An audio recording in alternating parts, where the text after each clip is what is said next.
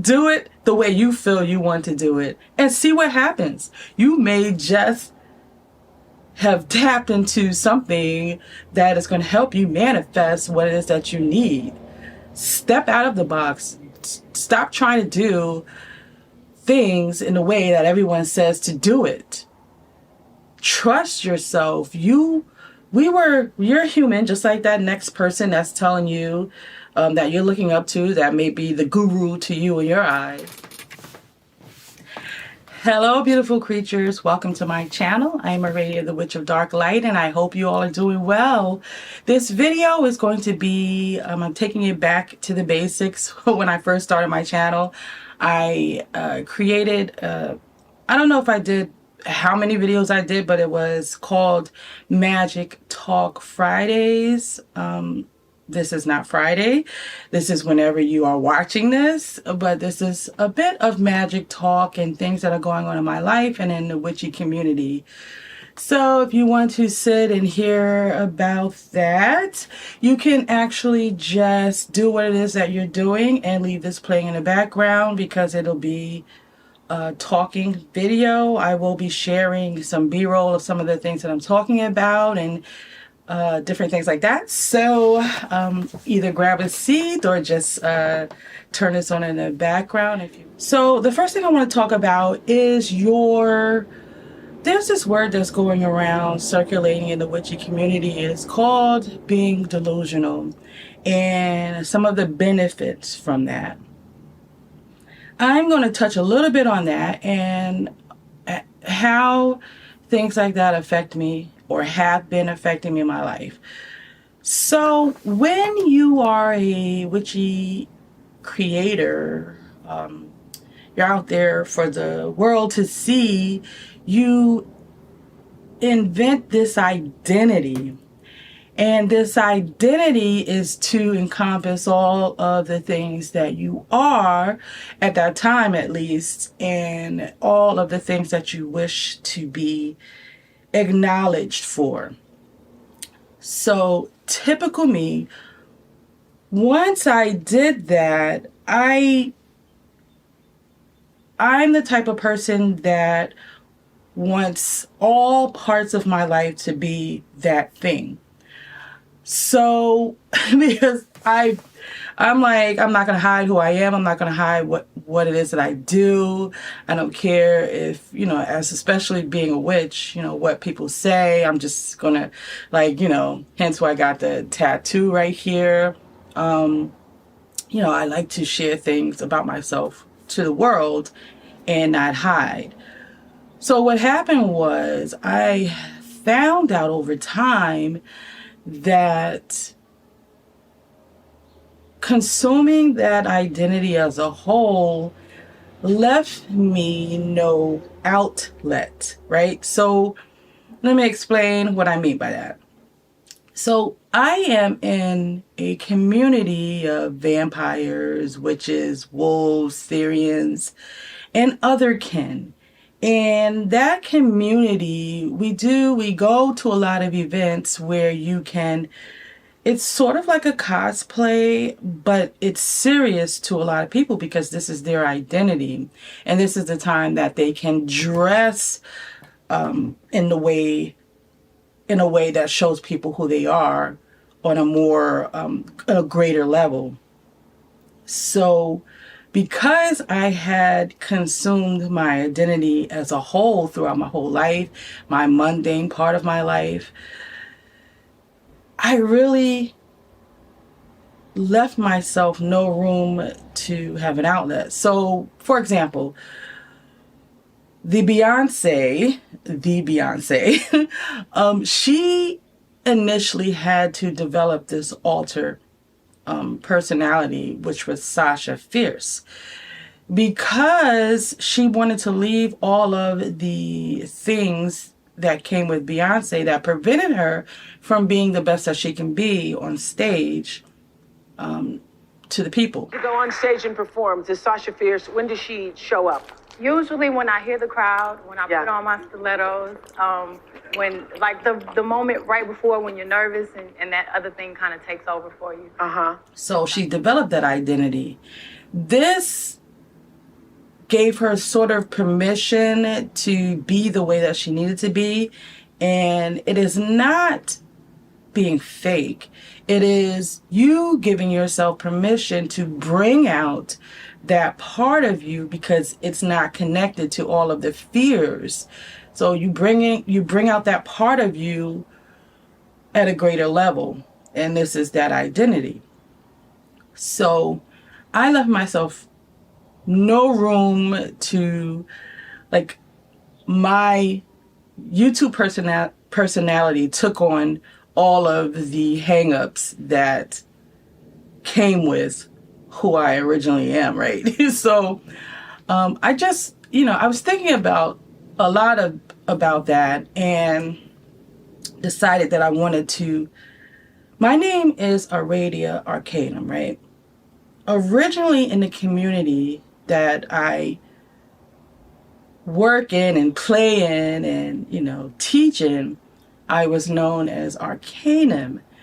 And this was, when you call me Arcanum, I knew who had to be presented coming to you.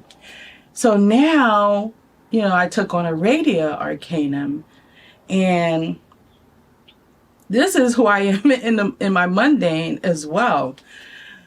So I just been thinking about that, and I decided that I am going to address myself when I need to go into character, so to speak. And the character would be all of the best parts of me that I want to show.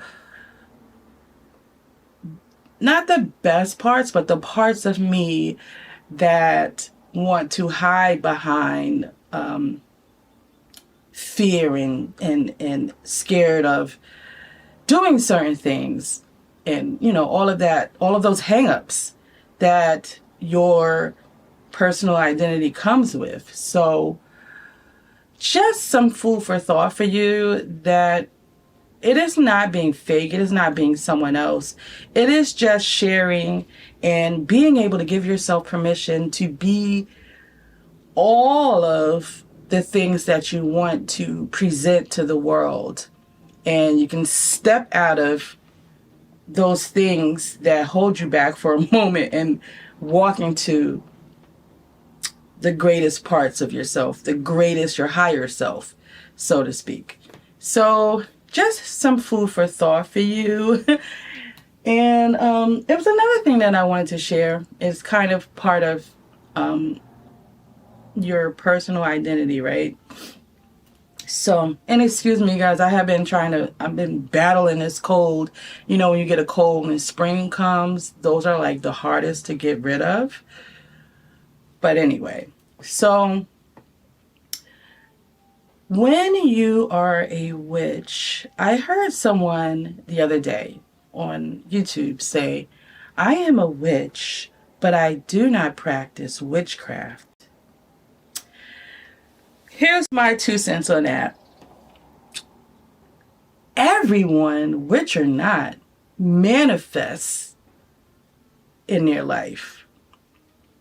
Witchcraft is simply a form of you manifesting and willing things to come to life, to manifest in your life. So when you take the title as a witch, that then becomes witchcraft.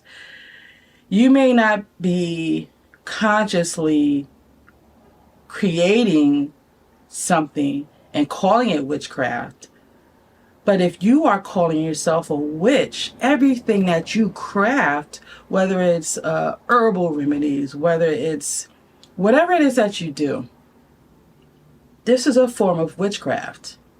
This is my opinion. You can put in the comments what you feel about that. But if you are calling yourself a witch, these things that you intentionally manifest, whether it's cooking a meal in the kitchen and you call yourself a kitchen witch, that is a part of the craft. This is witchcraft. You are crafting things to manifest a certain intent. So I'm not sure how one can call themselves a witch and not be doing witchcraft. So I just wanted to bring that to light because that was something that was on my mind. But this is all a part of understanding your identity, understanding who it is that you are, and being okay with that, walking in that, and not being scared to say you do this or you do that, but just being and living and doing it. You don't have to present these things to the world in a way that it characterizes who you are. You don't have to announce the things that you're doing, whether you feel that it's appropriate for you to be doing them. Don't announce them. Just do them within the confines of your home. So that is my little rant and tangent on your personal identity and being who you are. And I want to segue that into understanding your personal alchemy, because this is a lot of what I've been working on, right? I've been working on helping people understand how to navigate energies in their life and on their path, not telling them what their path is, but how to navigate it.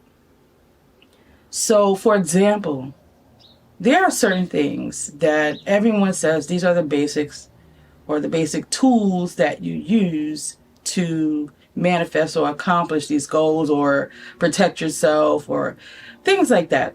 The tools of the craft. Where you might have a crystal or a stone that represents a certain energy, that energy for you may not work, because when you understand your personal alchemy, for example, if this stone or tool is associated with a certain energy or a planet that is associated with that energy, maybe Venus. You know, I love Venus. Venus rules my chart, so I'm going to talk about Venus. So when you want to work with love or prosperity, wherever Venus is at in your chart, if it's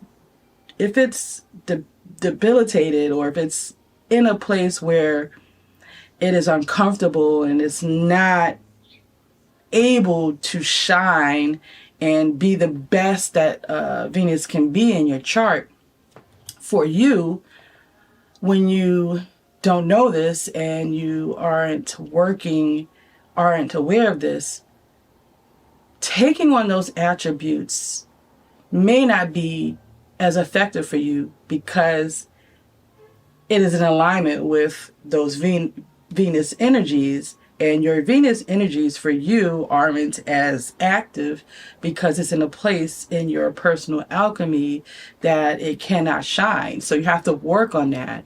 And working on that means being aware and conscious that these are the things that are working against your Venus.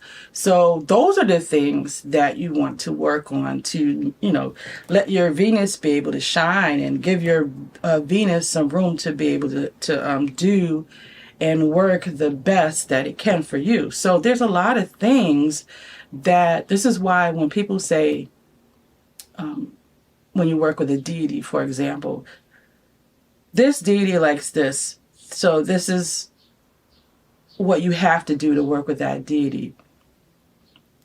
You could come for me in the comments, but that is not my belief. My belief is, if a deity wants to work with you, now I'm approaching it that way, not when you want to work with a deity. If you feel a deity wants to work with you, they understand your personal alchemy way better than you do, because they're sensing that energy, that beacon that is coming from you. So if they want to work with you, they're not going to approach you with the things that aren't in alignment with your energy. They were drawn to you based on your personal alchemy. And sometimes they do come into your life to help you maybe work on your Venetian energies because your Venus is debilitated in your chart. But they're not going to approach you with things that aren't in alignment with who you are. So you have to look at, this is why I say you have to do the research for yourself and what aligns with you. We have over time decided through our own personal gnosis, we have decided that this is what that deity likes. Over time. So over time, through generations, hundreds of years, this is the thing that people work with because this is what has been said over time. That doesn't mean deities and gods are greater than what we make them out to be.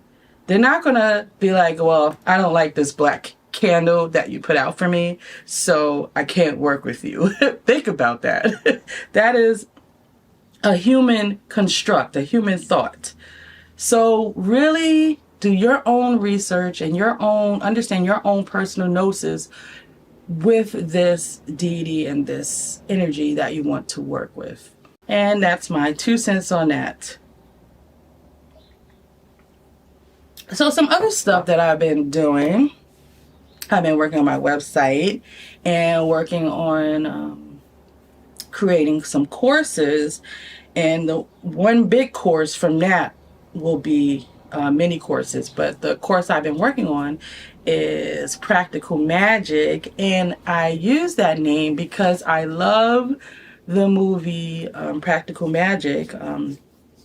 I haven't met anybody that doesn't love that movie as a witch, but I look at that movie and I think about a lot of people romanticize being that way as a witch, having that apothecary, being able to work your magic to help you out of these situations, surrounding yourself with all of these things in your home, in your personal life. So I created this course based on all of those things, understanding what or how to create your apothecary, understanding how to work magic that manifests things from the basics of candle magic and herbs, creating your blends, and understanding this all from the perspective of your personal alchemy first and foremost, because understanding your personal alchemy is the way that you can create the best magical life. So I created, or I'm still working on it, putting together this course that can help people approach magic and witchcraft and just being a witch in the day-to-day life in the way that works best for you. So that's one of the things that I've been working on. I've been working with my patrons. I'm excited to have a platform like that because, I don't have to be on camera in front of the world. It's more on a personal level when I work with the patrons, which I love doing. And I'm also thinking about decluttering. I am not a minimalist. I collect many things and have done so over the years. So it's kind of hard to do. So I'm like a hoarder in that way. I'll clean everything else and get rid of everything else. But when it comes to my witchy tools, it's kind of hard. I guess because I've developed a attachment to it. So I don't know, maybe I need to do like a cord cutting for my witchy tools. Like for example, I went to, because I love dragons, and years ago I was working with resin, and I think I'm going to be doing the organite pyramids again that I used to work with. If I can find pictures, I'll insert that as B-roll, but I was heavily working with resins and creating things. So I created dragons because I was working with dragons and I love me some dragons. So I was going through some stuff and thinking about some of the things that I could maybe give away or just like sell for a couple of bucks just to go through and get rid of and let someone else use them, because in my home they're like not being used. So I picked up a dragon, one of the dragons, because I have several throughout my home. I picked up one of the dragons and I'm holding it here in my hand. I picked it up and I looked at it and it was like looking at me like, you can't get rid of me. I don't know if that's just like an attachment, or I don't know if you can see here. I created it with resin. I'll do like a B-roll. But I created it with resin and it has like crystal stones. I think this is clear quartz for the eyes. And within it, it has like howlite crystals and copper throughout. And I'm looking at this. Maybe I won't get rid of this one. But it is, let me know if you have an attachment to your witchy tools. Let me know in the comments. Let me help me not feel like I'm the only one that can't get rid of their witchy tools.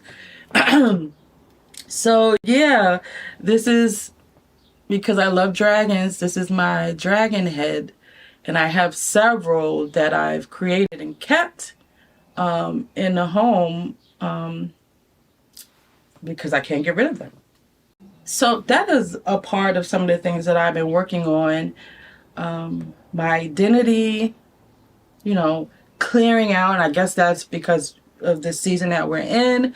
We're in spring, so clearing out some of those things, clear out my altar space and make it more minimal, because some things are overwhelming me. Not get rid of stuff, just remove it, a lot of it off the altar, and just kind of repurpose things into the home and find new places for them, because I feel like it's just overwhelming, and I'm finding myself having to be forced to sit at the altar to do magic. I'll pull up a table and do it someplace else because I feel like the altar is cluttered. So let me know what you think, if that is something that you battle with right now with all of this transformation going on. I'm also, and I don't know if I have it here, excuse me. So I also have been working on completing, or not completing, but working on my grimoires. I have so many, and I'm like one of those cliches where I don't want to mess my grimoire up. But I decided I'm just going to get over that, because even if I create a page and I don't like it, I can go over it with artwork and things like that. So I've been working on this one more. I have another one that I'm going to dedicate to the Sabbaths, but I been working on this and getting back into my art.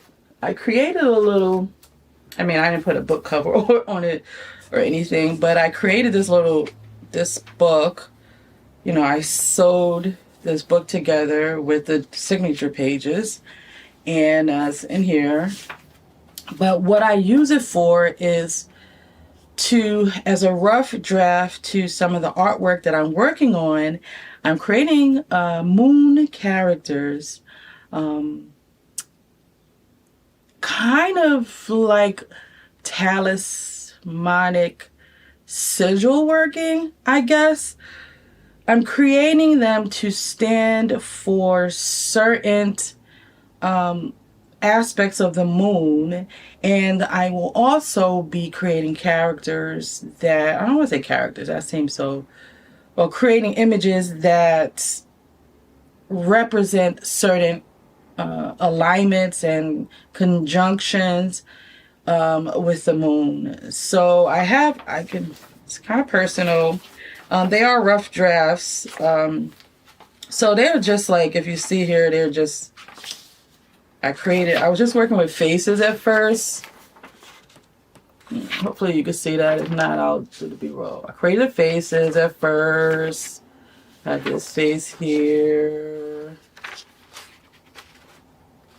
And then I wanted to, this was the first one that, I'm not sure which moon is going to be, but this is the visual that came to me. You see here. And then the next one, still in rough stages. She's holding the moon here, like looking up, like she's very happy. Not sure which moon phase I'm going to do for that, but, and then there's another one. She's like dancing with the moon. I haven't done the moon yet, but these are kind of just rough drafts. And, you know, once I'm ready, I will take each image, you know, add the moon, the configuration of the moon, and create a sigil to go with this. But those are some of the things that I've been working on because I wanted to get back into my art and a creative flow to bring more of the feminine, because I've been very masculine, like, you know, working on my course, working on my webpage, just, you know, behind the scenes things that you have to approach, like with this Aries energy, take charge, do it, you know, accomplish it. So I've been kind of very driven in working through my more masculine energies. So I wanted to begin to create some stuff to just kind of bring out that feminine energy in me. And, you know, when you exclude that part of yourself and you're more aligned with the masculine energy, you don't address the feminine, your intuition kind of wanes. It goes, it's just like it's not as powerful. And this in turn, you miss a lot of messages that are sent to you. You miss things. You're like, well, why didn't I see that? Or why didn't I know that? Or how come I didn't feel that? That is because your intuition is dulled. Like it's not heightened anymore because you're working more in the masculine part of yourself. So there should be a balance. And if it's out of balance, your intuition is out of whack. And so that is why I've been working on getting my artwork, the things that tap into my creativity. Videos also, but I wanted to put pencil to paper and create the art that I used to create. So the next thing I wanted to talk about, I'm just regurgitating everything that I wanted to share with you guys all in this video. So if you're still with me this far, thank you for listening to me babble and listening to some of the witchy things that I have spoken about thus far. So the next thing I wanted to talk about is some of my camera cut off. I think it was full. My memory card was full. So I had to take care of that. So I'm going to jump right back into what it is that I was talking about. I wanted to touch on, as a whole, some things that, like misconceptions about witchcraft and practicing witchcraft. And I touch a little bit on this in the beginning with working with deities. But please, please, please, if you are new to the craft, fairly new, really do your research. And I mean, I can't talk enough about your personal alchemy because it is who you are. So when someone says, do something like, do this like this, that is the only way that this will work. Work with a deity like this. That is the only way that you can work with that deity. Arrange your altar like this. That is the only way that you can have an effective working altar. do your ancestor altar like this. This is the way it's supposed to be. I am so against all of those things when people try to put spirituality into a box. The whole point, that's not the whole point, but a lot of people that have crossed over to the witch side or crossed over into spirituality have come from dogmatic systems that kept you in fear of even moving or doing something because for fear of doing it wrong. So when you come over into this side, you realize, wait a minute, there's freedom. I have the freedom to work spirituality in a way that doesn't confine me, in a way that I'm allowed to work with other gods, in a way that I'm allowed to work with nature, in a way that I'm allowed to practice things that I do within my home. So when you come into this, and then you find people are saying, you can't do this because that's not the way it's traditionally done. I'm going to tell you something, right? There's this thing called unidentified personal gnosis. Everything that you are saying is traditional, or for the most part, all of these things that people are saying, this is the way it's done, you can't do that.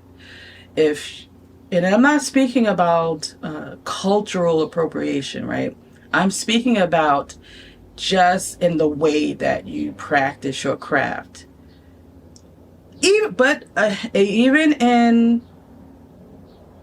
in certain cultures, all those prophets, and all of this from the beginning is unidentified personal gnosis. These are people that came and delivered messages as prophets and said, or whatever you call it, and sages or these Magi's, delivered messages that they perceived to be coming from source.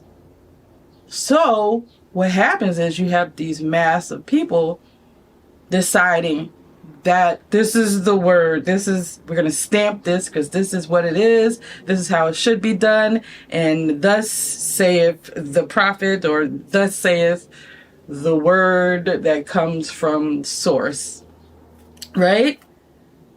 So this is what has been passed down. We are living in a time, there's always evolution. So who's to say you're this person, and just like any other person, you can be a source of being where this information channels through you. Everyone has their own personal gnosis. And it comes through the lens and perception of how you work with things and what your personal alchemy is. Everyone is unique.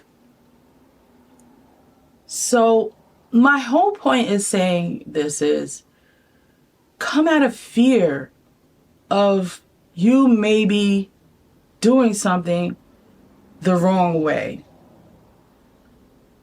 A lot of old school witchcraft, a lot of old school witches, a lot of traditional witchcraft came from someone experimenting, saying, oh, this is how this works. But they had to try it first. They didn't ask anybody. They had to try it first so that they can develop their own personal gnosis, which then in turn got passed down.